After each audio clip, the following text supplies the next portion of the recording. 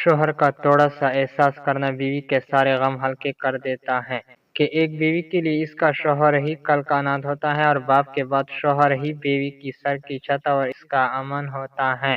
دانش بھری عورت وہ ہوتی ہے جو گردش کے راستوں پر چلتی ہے اور اپنے دکڑے کسی کو نہیں سناتی، نہیں کسی کے سامنے روتی ہے۔ جو بار بار عورت کو دھوپ میں لا کر کھڑا کرتے ہیں وہ کبھی اس کی چھاؤں نہیں بن سکتا۔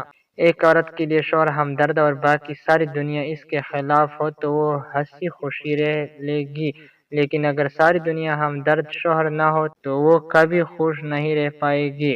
جن گھروں میں شوہر بیوی کا دفاع نہیں کرتے وہاں کوئی بیوی کی عزت نہیں کرے گا، صحیح بات پر ضرور ساتھ دے۔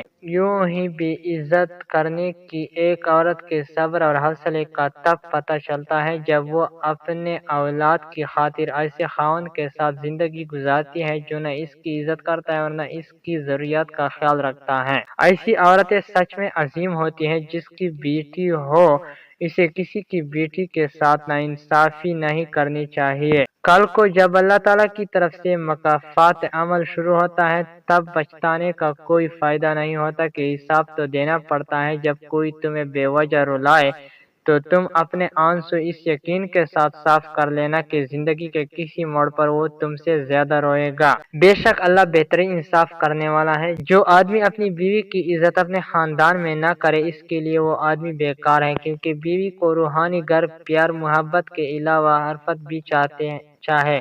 جب مرد کی انا پر چوٹ پڑتی ہے تو وہ ساری محبت لپیٹ کر سائڈ پر رکھ دیتا ہے، اور جب عورت کے انا پر چوٹ پڑتی ہے تو وہ محبت میں سر چڑھے مرد کو زمین پر لائے پھینکتی ہے اور پلٹ کر دیکھتی بھی نہیں۔